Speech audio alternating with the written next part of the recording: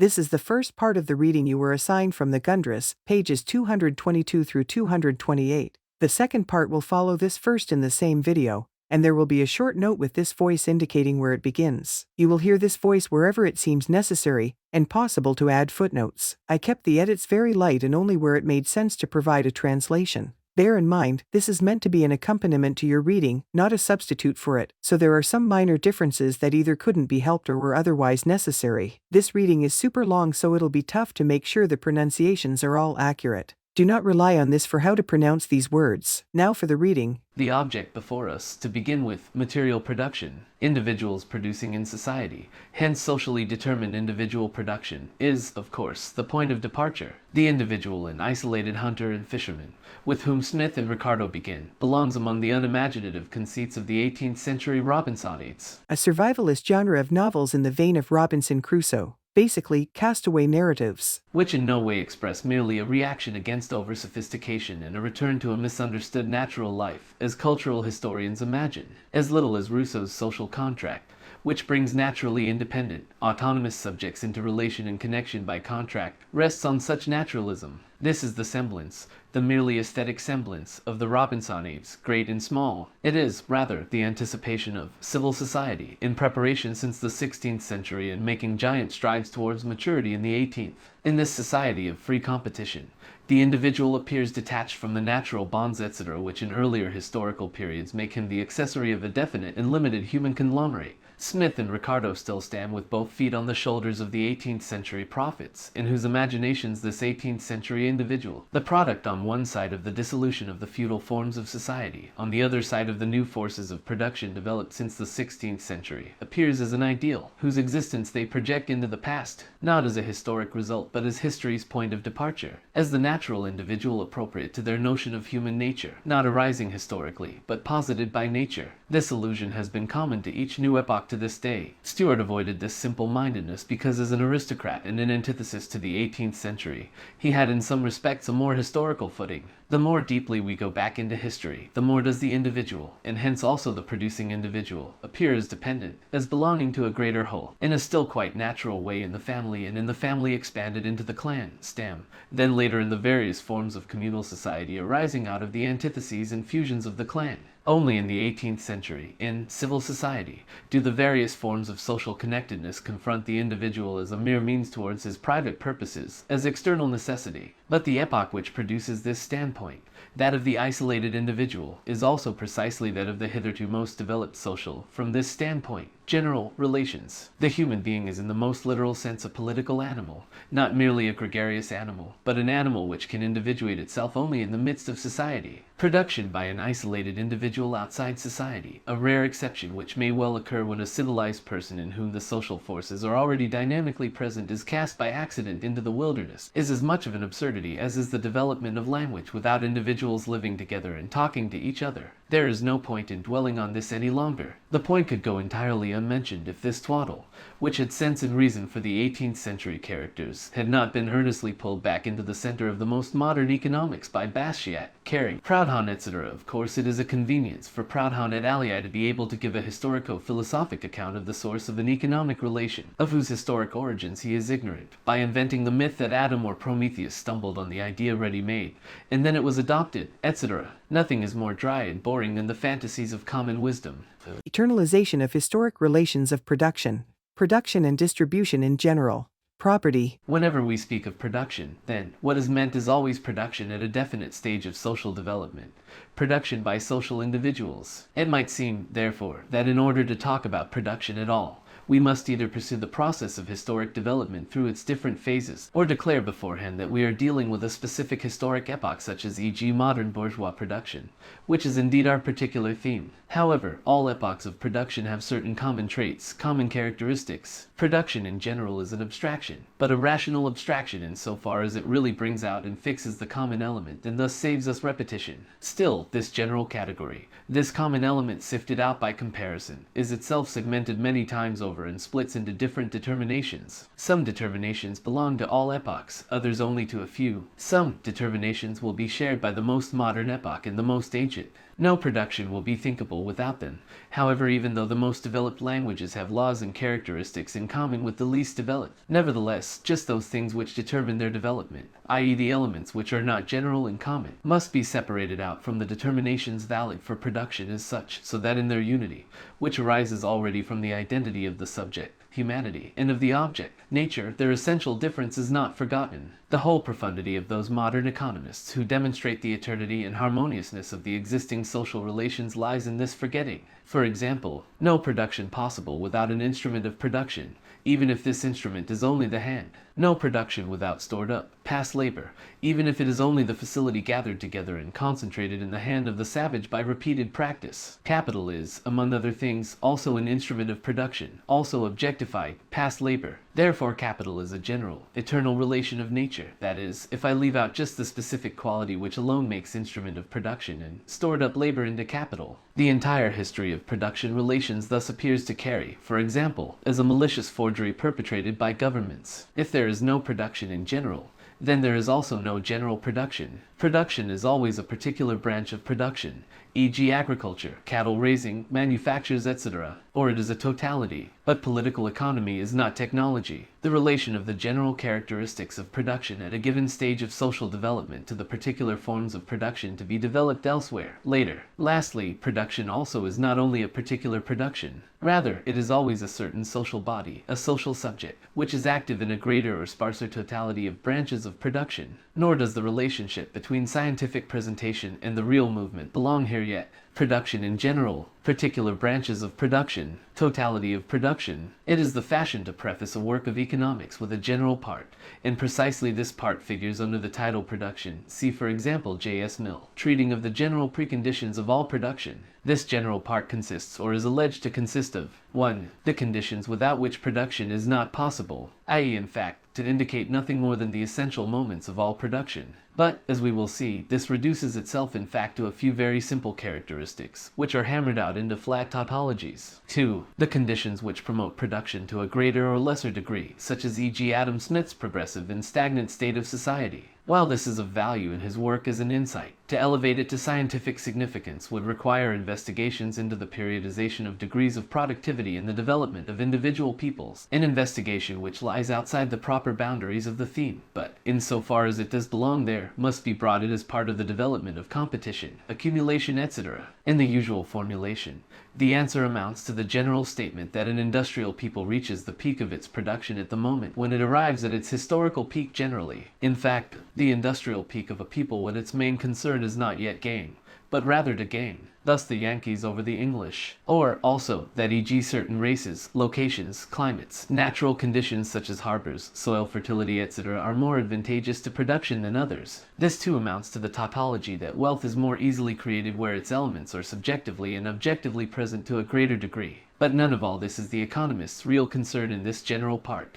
The aim is, rather, to present production, c.e.g. Mill, as distinct from distribution, etc., as encased in eternal natural laws independent of history, at which opportunity bourgeois relations are then quietly smuggled in as the inviolable natural laws on which society in the abstract is founded. This is the more or less conscious purpose of the whole proceeding. In distribution, by contrast, humanity has allegedly permitted itself to be considerably more arbitrary. Quite apart from this crude tearing apart of production and distribution and of their real relationship, it must be apparent from the outset that, no matter how differently distribution may have been arranged in different stages of social development, it must be possible here also, just as with production, to single out common characteristics, and just as possible to confound or to extinguish all historic differences under general human laws. For example, the slave, the serf, and the wage laborer all receive a quantity of food which makes it possible for them to exist as slaves, as serfs, as wage laborers. The conqueror who lives from tribute, or the official who lives from taxes, or the landed proprietor in his rent, or the monk in his alms, or the Levite in his tithe, all receive a quota of social production,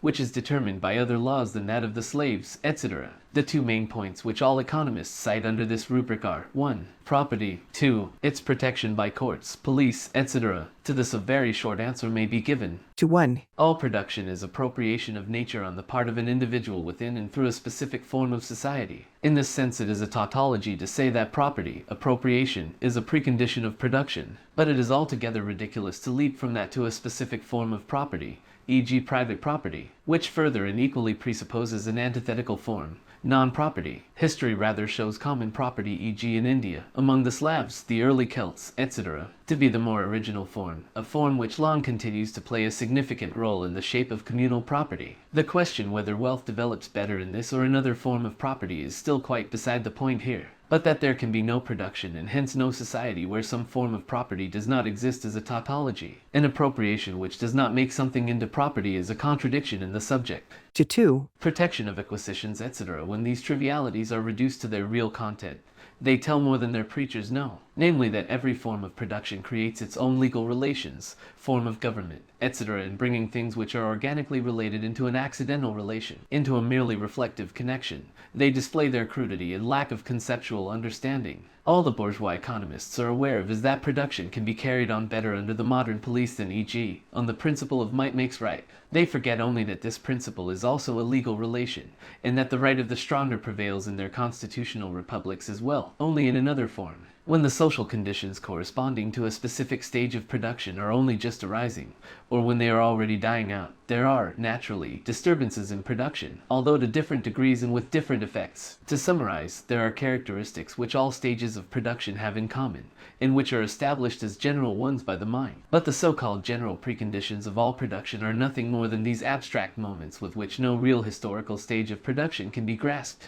The general relation of production to distribution, exchange, consumption. Before going further in the analysis of production, it is necessary to focus on the various categories which the economists line up next to it. The obvious, trite notion: in production the members of society appropriate, create, shape the products of nature in accord with human needs. Distribution determines the proportion in which the individual shares in the products. Exchange delivers the particular products into which the individual desires to convert the portion which distribution has assigned to him. And finally, in consumption, the products become objects of gratification, of individual appropriation. Production creates the objects which correspond to the given needs. Distribution divides them up according to social laws. Exchange further parcels out the already divided shares in accord with individual needs. And finally, in consumption, the product steps outside this social movement and becomes a direct object in service of individual need, and satisfies it in being consumed. Thus production appears as the point of departure, consumption as the conclusion, distribution and exchange as the middle, which is however itself twofold, since distribution is determined by society and exchange by individuals. The person objectifies himself in production. The thing subjectifies itself in the person, in distribution. Society mediates between production and consumption in the form of general, dominant determinants. In exchange, the two are mediated by the chance characteristics of the individual. Distribution determines the relation in which products fall to individuals, the amount. Exchange determines the production in which the individual demands the portion allotted to him by distribution. Thus production, distribution, exchange, and consumption form a regular syllogism. Production is the generality, distribution and exchange the particularity, and consumption the singularity in which the whole is joined together. This is admittedly a coherence, but a shallow one. Production is determined by general natural laws, distribution by social accident, and the latter may therefore promote production to a greater or lesser extent. Exchange stands between the two as formal social movement. In the concluding act, consumption, which is conceived not only as a terminal point but also as an end in itself, actually belongs outside economics except in so far as it reacts in turn upon the point of departure and initiates the whole process anew. The opponents of the political economists, whether inside or outside its realm, who accuse them of barbarically tearing apart things which belong together, stand either on the same ground as they or beneath them. Nothing is more common than the reproach that the political economists view production too much as an end in itself, that distribution is just as important. This accusation is based precisely on the economic notion that the spheres of distribution and of production are independent, autonomous neighbors, or that these moments were not grasped in their unity, as if this rupture had made its way not from reality into the textbooks, but rather from the textbooks into reality, and as if the task were the dialectic balancing of concepts and not the grasping of real relations. This is the second section of this reading. pages 236 through 246. The conclusion we reach is not that production, distribution, exchange, and consumption are identical, but that they all form the members of a totality, distinctions within a unity. Production predominates not only over itself, in the antithetical definition of production, but over the other moments as well. The process always returns to production to begin anew. That exchange and consumption cannot be predominant is self-evident.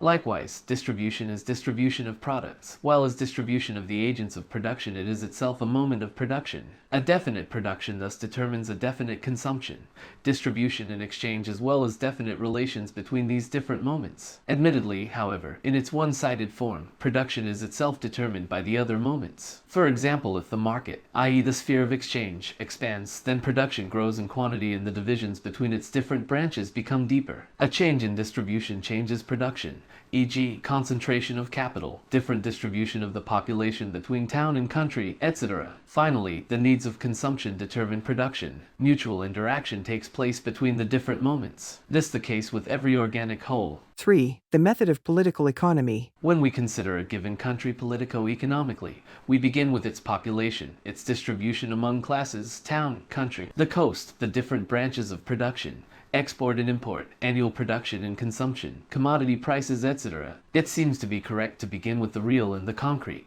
with the real precondition, thus to begin in economics with, e.g. the population, which is the foundation and the subject of the entire social act of production. However, on closer examination this proves false. The population is an abstraction if I leave out, for example, the classes of which it is composed. These classes in turn are an empty phrase if I am not familiar with the elements on which they rest, e.g. wage, labor, capital, etc. These latter in turn presuppose exchange, division of labor, prices, etc. For example, capital is nothing without wage, labor, without value, money, price, etc. Thus, if I were to begin with the population, this would be a chaotic conception, idea of the whole, and I would then, by means of further determination, move analytically towards ever more simple concepts, from the imagined concrete towards ever thinner abstractions until I had arrived at the simplest determinations. From there the journey would have to be retraced until I had finally arrived at the population again, but this time not as the chaotic conception of a whole, but as a rich totality of many determinations and relations. The former is the path historically followed by economics at the time of its origins. The economists of the 17th century, e.g., always begin with the living whole, with population, nation, state, several states, etc. But they always conclude by discovering through analysis a small number of determinate, abstract, general relations such as division of labor, money, value, etc. As soon as these individual moments had been more or less firmly established and abstracted, there began the economic systems, which ascended from the simple relations, such as labor, division of labor, need, exchange value, to the level of the state, exchange between nations and the world market. The latter is obviously the scientifically correct method. The concrete is concrete because it is the concentration of many determinations, hence unity of the diverse. It appears in the process of thinking, therefore, as a process of concentration, as a result, not as a point of departure, even though it is the point of departure in reality, and hence also the point of departure for observation, intuition, and conception. Along the first path, the full conception was evaporated to yield an abstract determination. Along the second, the abstract determinations lead towards a reproduction of the concrete by way of thought. In this way Hegel fell into the illusion of conceiving the real as the product of thought concentrating itself, probing its own depths, and unfolding itself out of itself, by itself, whereas the method of rising from the abstract to the concrete is only the way in which thought appropriates the concrete, reproduces it as the concrete in the mind. But this is by no means the process by which the concrete itself comes into being. For example, the simplest economic category, say, e.g., exchange value, presupposes population, moreover a population producing in specific relations, as well as a certain kind of family, or commune, or state, etc. It can never exist other than as an abstract, one-sided relation within an already given, concrete, living whole. As a category, by contrast, exchange value leads an antediluvian existence, therefore, to the kind of consciousness, and this is characteristic of the philosophical consciousness, for which conceptual thinking is the real human being, and for which the conceptual world is such as thus the only reality. The movement of the categories appears as the real act of production, which only, unfortunately, receives a jolt from the outside, whose product is the world. But this is again a tautology. This is correct insofar as the concrete totality is a totality of thoughts, concrete in thought. In fact, a product of thinking and comprehending, but not in any way a product of the concept which thinks and generates itself outside or above observation and conception.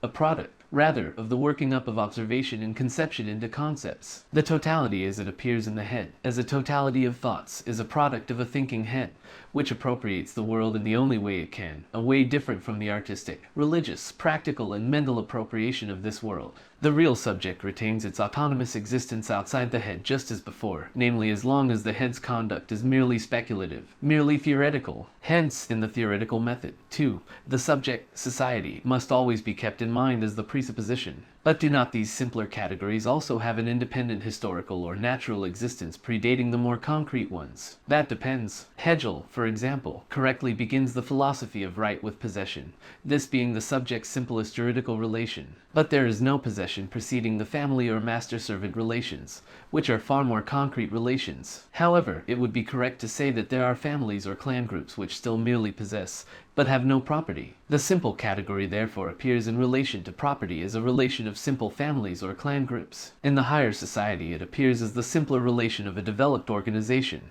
But the concrete substratum of which possession is a relation is always presupposed. One can imagine an individual savage as possessing something, but in that case possession is not a juridical, holding legal value, being related to law, relation. It is incorrect that possession develops historically into the family. Possession, rather, always presupposes this more concrete juridical category. There would still always remain this much, however, namely that the simple categories are the expressions of relations within which the less developed concrete may have already realized itself before having posited the more many-sided connection or relation which is mentally expressed in the more concrete category, while the more developed concrete preserves the same category as a subordinate relation. Money may exist, and did exist historically, before capital existed, before banks existed, before wage labor existed, etc. Thus in this respect it may be said that the simpler category can express the dominant relations of a less developed whole, or else those subordinate relations of a more developed whole which already had a historic existence before this whole developed in the direction expressed by a more concrete category.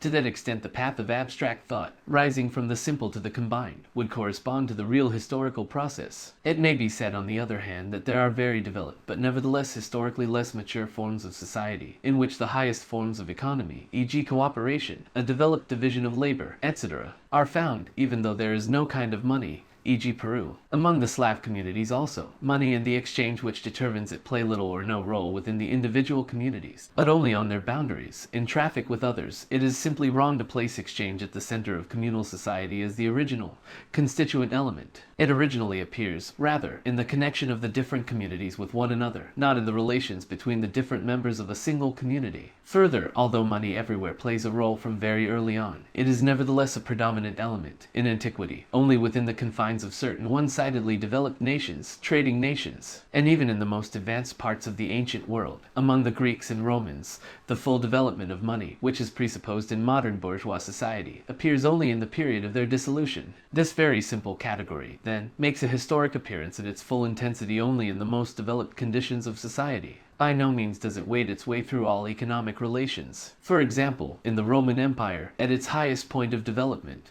the foundation remained taxes and payments in kind. The money system actually completely developed there only in the army, and it never took over the whole of labor. Thus, although the simpler category may have existed historically before the more concrete, it can achieve its full, intensive and extensive development precisely in a combined form of society, while the more concrete category was more fully developed in a less developed form of society. Labor seems a quite simple category. The conception of labor in this general form, as labor as such, is also immeasurably old. Nevertheless, when it is economically conceived in this simplicity, labor is as modern a category as are the relations which create this simple abstraction. The monetary system, for example, still locates wealth altogether objectively as an external thing in money. Compared with this standpoint, the commercial, or manufacture, system took a great step forward by locating the source of wealth not in the object, but in a subjective activity, in commercial and manufacturing activity, even though it still always conceives this activity within narrow boundaries, as money-making. In contrast to this system, that of the physiocrats, a group of economists in 18th century France who believed that the government should not seek to influence the operation of so-called natural economic laws, posits a certain kind of labor, agriculture, as the creator of wealth, and the object itself no longer appears in a monetary disguise, but as the product in general, as the general result of labor. This product, as befits the narrowness of the activity, still always remains a naturally determined product, the product of agriculture, the product of the earth par excellence. It was an immense step forward for Adam Smith to throw out every limiting specification of wealth-creating activity, not only manufacturing, or commercial or agricultural labor, but one as well as the others, labor in general. With the abstract universality of wealth-creating activity, we now have the universality of the object defined as wealth, the product as such, or again labor as such, but labor as past, objectified labor. How difficult and great was this transition may be seen from how Adam Smith himself from time to time still falls back into the physiocratic system. Now, it might seem that all that had been achieved thereby was to discover the abstract expression for the simplest and most ancient relation in which human beings, in whatever form of society, play the role of producers. This is correct in one respect, not in another. Indifference towards any specific kind of labor presupposes a very developed totality of real kinds of labor, of which no single one is any longer predominant. As a rule, the most general abstractions arise only in the midst of the richest possible concrete development, where one thing appears as common to many, to all. Then it ceases to be thinkable in a particular form alone. On the other side, this abstraction of labor as such is not merely the mental product of a concrete totality of labors. Indifference towards specific labors corresponds to a form of society in which individuals can with ease transfer from one labor to another, and where the specific kind is a matter of chance for them, hence of indifference. Not only the category, labor, but labor in reality has here become the means of creating wealth in general, and has ceased to be organically linked with particular individuals in any specific form. Such a state of affairs is at its most developed in the most modern form of existence of bourgeois society, in the United States. Here, then, for the first time, the point of departure of modern economics, namely the abstraction of the category labor, labor as such, labor pure and simple, becomes true in practice. The simplest abstraction, then, which modern economics places at the head of its discussions, and which expresses an immeasurably ancient relation, valid in all forms of society, nevertheless achieves practical truth as an abstraction only as a category of the most modern society. One could say that this indifference towards particular kinds of labor, which is a historic product in the United States, appears e.g. among the Russians as a spontaneous inclination. But there is a devil of a difference between barbarians who are fit by nature to be used for anything, and civilized people who apply themselves to everything. And then in practice the Russian indifference to the specific character of labor corresponds to being embedded by tradition within a very specific kind of labor, from which only external influences can jar them loose. This example of labor shows strikingly how even the most abstract categories, despite their validity, precisely because of their abstractness, for all epochs, are nevertheless, in the specific character of this abstraction, themselves likewise a product of historic relations, and possess their full validity only for and within these relations. Bourgeois society is the most developed and the most complex historic organization of production. The categories which express its relations, the comprehension of its structure, thereby also allows insights into the structure and the relations of production of all the vanished social formations out of whose ruins and elements it built itself up, whose partly still unconquered remnants are carried along within it, whose mere nuances have developed explicit significance within it, etc. Human anatomy contains a key to the anatomy of the ape.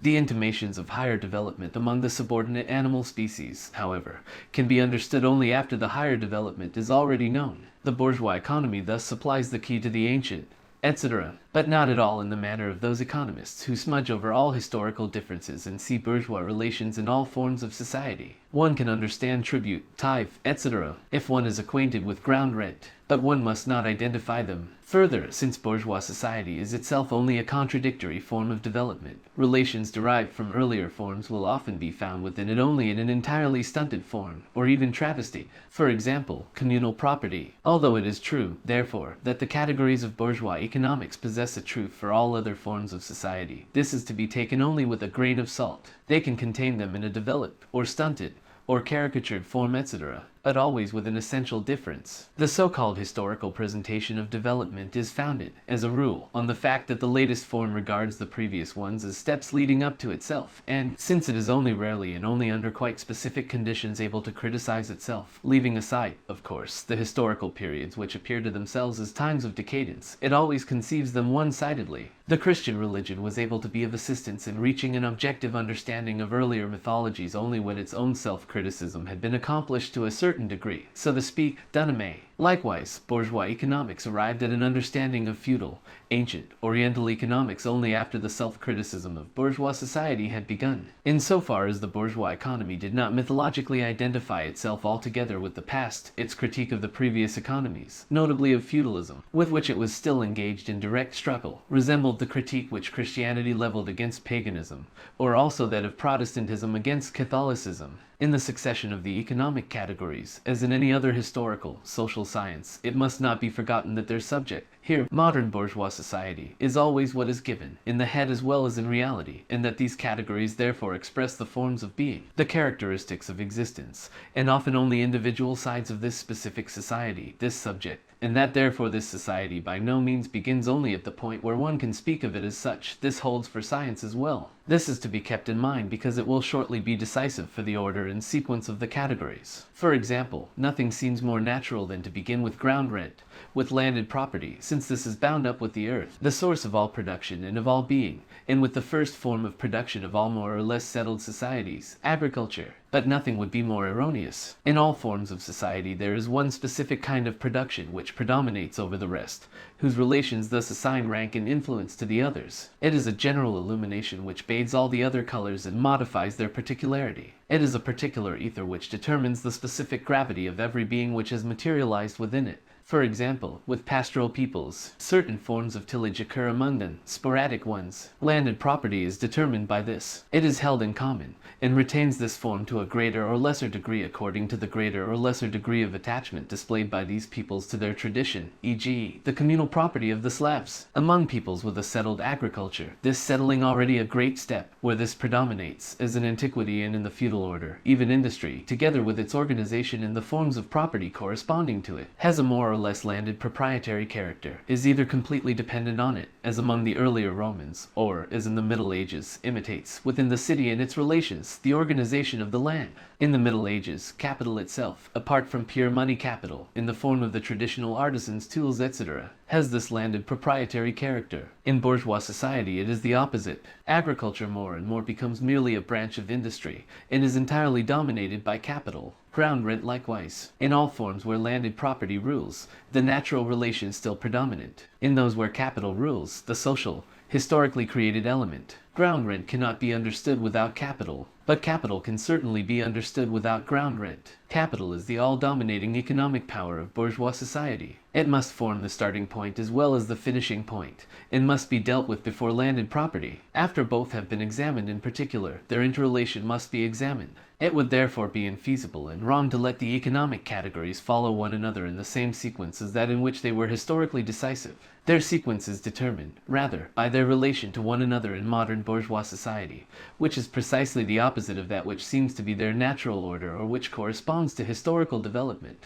The point is not the historic position of the economic relations in the succession of different forms of society. Even less is it their sequence in the idea Proudhon, a muddy notion of historic movement. Rather, their order within modern bourgeois society. The purity, abstract specificity, in which the trading peoples, Phoenicians, Carthaginians, appear in the Old World is determined precisely by the predominance of the agricultural peoples. Capital, as trading capital or as money capital, appears in this abstraction precisely where capital is not yet the predominant element of societies. Lombards, Jews take up the same position towards the agricultural societies of the Middle Ages. As a further example of the divergent positions which the same category can occupy in different social stages, one of the latest forms of bourgeois society, joint stock companies. These also appear, however, at its beginning in the great, privileged monopoly trading companies. The concept of national wealth creeps into the work of the economists of the 17th century, continuing partly with those of the 18th, in the form of the notion that wealth is created only to enrich the state,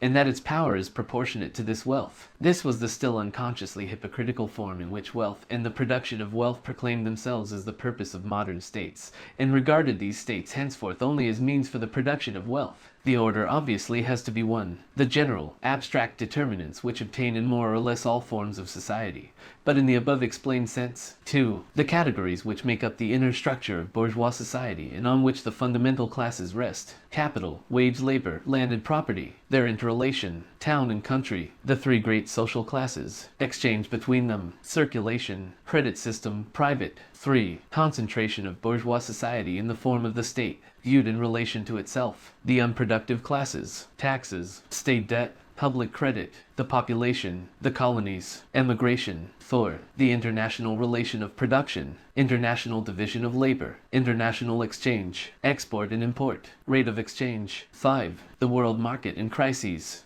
4. Production, means of production and relations of production and relations of circulation, forms of the state and forms of consciousness in relation to relations of production and circulation, legal relations, family relations. Note well, in regard to points to be mentioned here and not to be forgotten. 1. War developed earlier than peace. The way in which certain economic relations such as wage labor, machinery, etc. develop earlier, owing to war and in the armies, etc., than in the interior of bourgeois society. The relation of productive force and relations of exchange also especially vivid in the army. 2. Relation of previous ideal historiography to the real, namely of the so-called cultural histories, which are only histories of religions and of states. On that occasion something can also be said about the various kinds of previous historiography, the so-called objective, subjective, moral among others, the philosophical. 3. Secondary and tertiary matters, in general, derivative, inherited, not original relations of production. Influence here of international relations. 4. Accusations about the materialism of this conception. Relation to naturalistic materialism. 5. Dialectic of the concepts productive force, means of production, and relation of production, a dialectic whose boundaries are to be determined, and which does not suspend the real difference. 6. The uneven development of material production relative to,